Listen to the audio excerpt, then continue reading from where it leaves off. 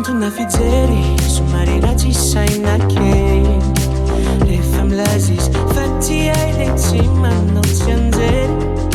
alao tsy misy farany tiako lalaovina mandrakizay raha ny tantaranay dia tsy misy fitsipiky ny fiainantsika tontomantsitsika misy mangidy kely ny paradisako Ilaitsika ombakomo isan'andro vao miatonga androany dia izandray no Poizina be anetsika roa Poizina be manareo rehetra Poizina be anetsika roa Poizina be manareo rehetra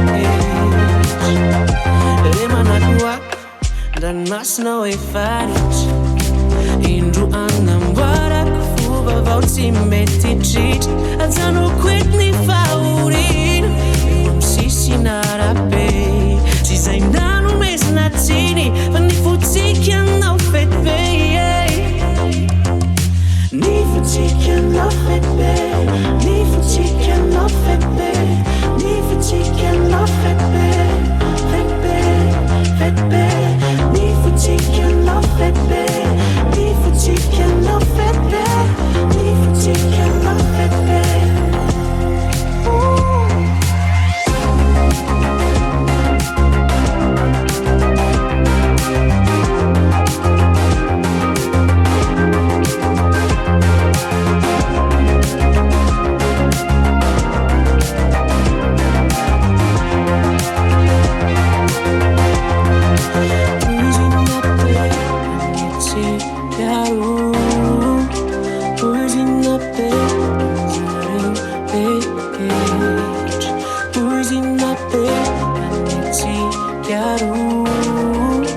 Poizina be,